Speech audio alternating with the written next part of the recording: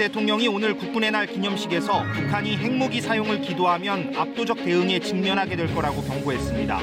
북한이 오늘 새벽 또 동해상으로 탄도미사일 2발을 발사하자 대통령실은 강력 규탄했습니다. 지난달 무역 수지가 37억 달러 넘는 적자를 기록했습니다. 6개월 연속 적자는 1997년 외환위기 이후 처음으로 원유와 가스, 석탄 등 에너지 가격이 급등하면서 환율까지 같이 올랐기 때문입니다. 푸틴 대통령이 러시아 점령지인 우크라이나 동부 지역 합병을 선언하고 핵무기 사용 가능성을 다시 언급했습니다. 서방 국가들은 합병을 인정할 수 없다며 러시아에 대한 추가 제재에 나섰습니다. 한 해 평균 지하철 역사 직원 160여 명이 승객들에게 폭언, 폭행을 당하고 있습니다. 신당역 살인사건 이후 1인 순찰 근무를 최소화하겠다고 약속한 서울교통공사는 근무 방식 개편안을 최종 검토하고 있습니다.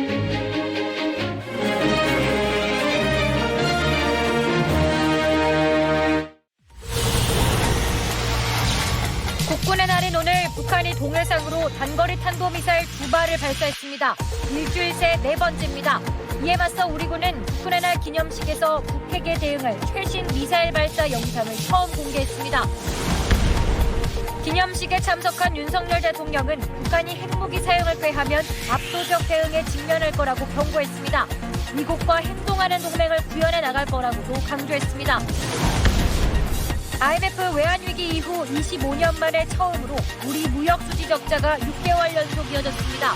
에너지 수입은 늘고 수출 증가세는 꺾였습니다. 스토킹이 얼마나 위험한 시도인지 스토커를 사전에 어떻게 구별하고 대처할 수 있는지 스페셜리스트에서 분석했습니다.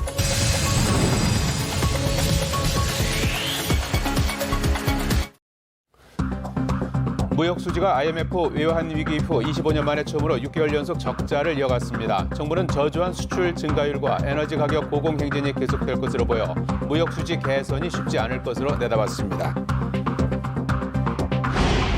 10월에 물가가 정점을 찍을 거란 정부 전망에 의구심이 커지고 있습니다. 오늘부터 전기와 가스는 물론 라면과 포장김치 등 식품값까지 오른 데다 원자재값 폭등으로 다른 업종도 연쇄 인상이 불가피하기 때문입니다. 국군의 날인 오늘 새벽 북한이 또다시 단거리 탄도미사일을 쏘아 올렸습니다. 최근 열린 한미 그리고 한미일 연합훈련에 반발해 일주일 사이 4차례나 발사했는데 NSC는 북한의 행태가 개탄스럽다고 비판했습니다. 윤석열 대통령은 국군의 날 기념사에서 북한이 핵무기 사용을 기도한다면 압도적인 대응에 직면하게 될 거라고 경고했습니다. 윤 대통령은 한미의 확장 억제 실행력을 강조하면서 행동하는 동맹을 구현할 것이라고 강조했습니다.